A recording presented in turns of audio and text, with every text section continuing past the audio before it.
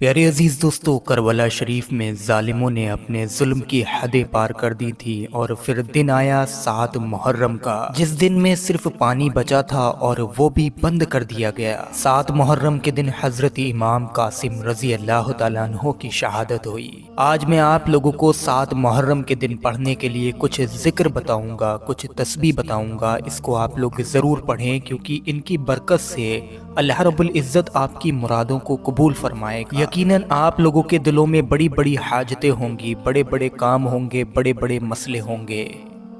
आप लोग 7 मुहर्रम के दिन जो जिक्र मैं आपको बताने वाला हूँ, इनको पढ़िए।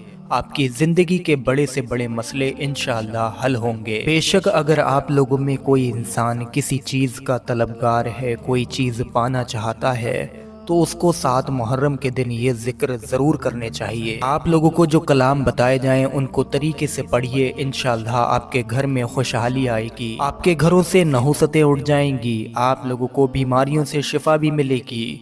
आप लोग अगर कर्ज में गिरफ्तार हैं तो आपको कर्ज से निजात भी मिलेगी, आपको आपकी मुसीबतों से छुटकारा भी मिलेगा, दुश्मनों पर आप लोग फतेह पाएंगे। ये जिक्र जो मैं आप लोगों को बताने वाला हूँ, इन जिक्र से इंशाअल्लाह आपका ईमान तरोताज़ा होगा, जिसकी बदौलत अल्लाह रब्बुल इज़्ज़त आपके मुंह से, आपकी ज़ुबान से निकली हुई फरियादों को ज़रूर ज़रूर कबूल फरमाएगा। इस वीडियो पर एक लाइक ज़रूर कर दें और सवाब की नीयत से इस वीडियो को आगे शेयर भी ज़रूर करें।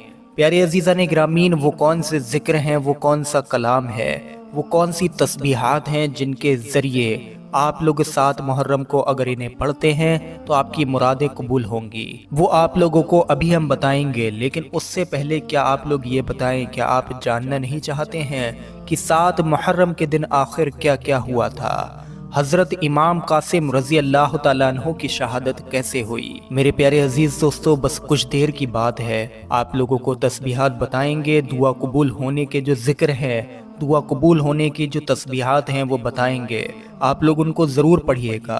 लेकिन उससे पहले आप लोग थोड़ा सा गौर, थोड़ा सा अपना ध्यान हज़रत इमाम कासिम रज़ी अल्लाह तआला अन्हो की शहादत की तरफ ले जाइए। हाशमी ख़ानदान के एक महकते हुए फूल हज़रत कासिम रज़ी अल्लाह तआला अन्हो, जो हज़रत हसन मुश्तबा रज़ी अल्लाह तआला अन्हो के फ़र्जंद हैं, हज़रत हसन के बेटे हैं, उनकी उम्र महज 19 साल है और उनकी शादी का रिश्ता हज़रत इमाम आली मकाम की साहिबजादी हज़रत सकीना रज़ी अल्लाह तआला अन्हा से तय हो चुका है। वो हज़रत की यानी कि वो हज़रत इमाम हुसैन की खिदमत में दस्त वस्ता खड़े हैं और राह हक में अपनी जान कुर्बान करने के लिए इजाज़त तलब कर रहे हैं। तब हज़रत इमाम हुसैन रज़ी अल्लाह तआला अन्हु ने फरमाया, बेटे तुम मेरे भाई हसन मुश्तबा की यादगार हो, मैं किस तरह तुम्हें तीरों से छलनी होने और तलवारों से कटने की इजाज़त दूं? आप अर्ज करते हैं, ए चचा जान, मुझे दुश्मनों से लड़ने की इजाज़त ज़रूर दीजिए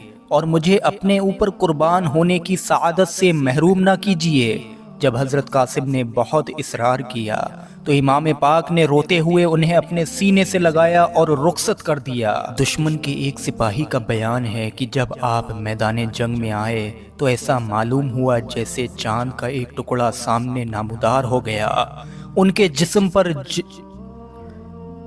जिस्म पर ज़रह भी ना थी, बल्कि सिर्फ एक पैराहन पहने हुए शौके शहादत के जोश से मैदान में आ गए और यजीदी लश्कर से फरमाया, ए दीन के दुश्मनों, मैं कासिम बिन हसन बिन अली हूँ, जिसे मेरे मुकाबले में भेजना हो भेजो। अमर बिन साद ने मुल्क शाम के एक नामी गिरामी पहलवान अरज़क से कहा, तुम इसके मुकाबले में जाओ।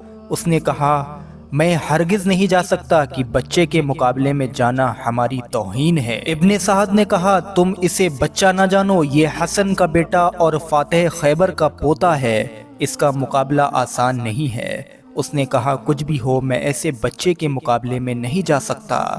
अलबत्ता मेरे 4 बेटे यहाँ मौजूद हैं, मैं उनमें से एक को भेज देता हूँ, अभी 1 मिनट में उसका सर काट कर ले आएगा। अल्लाहु अकबर। अरज़क का बड़ा बेटा जहर में बुझी हुई कीमती तलवार चमकाता हुआ और बादल की तरह गरजता हुआ मैदान में आया और पहुँचते ही हज़रत कासिम पर वार किया। आपने उसके वार से बचकर एक ऐसी तलवार मारी कि वो एक ही तलवार में ढेर हो गया। आपने लपक कर उसकी तलवार उठा ली। अब उस जुल्मी अरज़क का दूसरा बेटा अपने भाई को खाको खून में तड़पता देखकर गुस्से में भरा हुआ सामने आया। आपने पहले ही बार में नेजा मारकर उसे भी जहन्नुम में पहुंचा दिया। अब तीसरा भाई गैज़ो गज़ब में भरा हुआ आगे बढ़ा और गालियां बकने लगा। आपने फरमाया, हम गालियों का जवाब गालियों से नहीं देते कि ये अहले बैत नबुव्वत की शान के खिलाफ है। अलबत्ता हम तुझे तेरे भाइयों के पास अभी जहन्नुम में पहुंचा देते हैं। ये कहते हुए आपने उसे भी खीरे की तरह काट कर 2 टुकड़े कर दिया। अब अरज़क का आखिरी और चौथा बेटा शेर की तरह गरजता हुआ हजरत कासिम पर हमलावर हुआ। आपने उसके वार को बेकार कर दिया और उसके कंधे पर तलवार का ऐसा वार किया कि वह मुंह के बल जमीन पर आ गया और फिर पूरी ताकत के साथ उठना ही चाहता था कि आपने उसके सर को जिस्म से अलग कर दिया। जब हाशमी बहादुर ने हजरत इमाम कासिम रजी अल्लाह तआला अन्हु ने चंद मिनटों में अरज़क के चारों बेटों को मौत के घाट उतार कर उसके सारे गुरूर को खाक में मिला दिया तो वह गुस्से से कांपने लगा और जिनके मुकाबले में आना पहले वह अपनी तौहीन समझता था, अब उनसे लड़ने के लिए बेकरार हो गया। हाथी की तरह चिंगाड़ता और शेर की तरह दहाड़ता हुआ वो मैदान में आया और हजरत कासिम को ललकारा कि लड़के तैयार हो जाओ, मौत तुम्हारे सर पर आ गई। आप हजरत कासिम ने फरमाया, अरज़क होश की दवा कर, तू औरों के लिए ताकत का पहाड़ होगा। अभी तूने हाशमी बहादुरों को नहीं देखा है। हमारी रगों में शेरे खुदा का खून है। तू हमारे नजदीक मक्खी और मच्छर से ज्यादा हैसियत नहीं रखता। अरज़क ये ताना सुनकर और भी आग बबूला हो गया और हजरत कासिम पर नेजा से हमला कर दिया। आपने उसके वार को बेकार कर दिया। फिर आपने भी नेजे से वार किया जो खाली गया। इस तरह दोनों तरफ से कुछ देर नेजाबाजी हुई। उसके बाद अरज़क ने तलवार खींची तो आपने भी तलवार निकाल ली। उसने जब आपके हाथ में अपने बेटे की तलवार देखी तो कहा, ये तलवार तो हमारे लड़के की है, तुम्हारे पास कहां से आ गई? आपने हंसकर और मुस्कुराकर फरमाया, तेरा बेटा मुझे यादगार के तौर पर यह तलवार इसलिए दे गया है ताकि मैं तुझे इसी से मौत के घाट उतार कर तेरे बेटों के पास पहुंचा दूं। ये सुनकर अरज़क गुस्से से बिखर गया। आप पर हमला करना ही चाहता था कि आपने उसके पेश नज़र फरमाया कि अरज़क, हम तो तुझे निहायत तजुर्बाकार बहादुर समझते थे, लेकिन तू निहायत अनाड़ी है कि घोड़े की जीन कसने का भी सलीका नहीं रखता। आपके इस तरह फरमाने पर जब वह झुककर अपने घोड़े की जीन देखने लगा तो उसी वक्त आपने तलवार का एक ऐसा भरपूर वार किया कि वो 2 टुकड़े होकर जमीन पर आ गए। हजरत कासिम रजी अल्लाह तआला अन्हु अरज़क के घोड़े पर सवार हो गए और खेमे की तरफ आकर हजरत इमाम की खिदमत में अर्ज किया, ए चचा जान, प्यास प्यास प्यास। चचा जान, अगर हमें थोड़ा सा पानी पीने को मिल जाए तो अभी हम इन सब को मौत के घाट उतार दें। हजरत इमाम अली मकाम ने फरमाया, बेटा थोड़ी देर और सब्र करो, अनकरीब तुम नाना जान हजरत मोहम्मद मुस्तफ़ा सल्लल्लाहु अलैहि वसल्लम के मुबारक हाथों से जामे कौसर पीकर सैराब हो जाओगे। उसके बाद तुम्हें कभी प्यास नहीं सताएगी। उसके बाद हजरत कासिम फिर मैदान की तरफ पलट पड़े। इब्ने साद ने कहा, इस नौजवान ने हमारे कई नामी ग्रामी जवानों को कत्ल कर दिया है, लिहाजा अब इसके मुकाबले में तन्हा अकेले ना जाओ, इसे चारों तरफ से घेर कर कत्ल कर दो। दुश्मनों ने आपको चारों तरफ से घेरे में ले लिया और घमासान लड़ाई शुरू हो गई। आपके जिस्म पर 27 जख्म आए। आखिर में शीस बिन साद ने आपके सीने पर ऐसा नेजा मारा कि आप घोड़े से गिर पड़े और पुकारा, ए चचा जान, मेरी खबरगिरी फरमाइए। तब हजरत इमाम हुसैन रजी अल्लाह तआला अन्हु अपने भतीजे की दर्दनाक आवाज सुनकर दौड़ पड़े। देखा कि जिसमें नाज़नीन जख्मों से चूर चूर है। आपने उनके सर को गोद में ले लिया और चेहरे अनबर से गर्दबा गुबार साफ करने लगे। इतने में हजरत कासिम रजी अल्लाह तआला अन्हु ने आंखें खोल दी और अपना सर इमाम पाक की गोद में पाकर मुस्कुराए। फिर आपकी रूह परवास कर गई रजी अल्लाह तआला अन्हु। तो मेरे प्यारे अजीज दोस्तों, ये 7 मुहर्रम की वो हकीकत है जो हर इंसान के दिल को चीर दे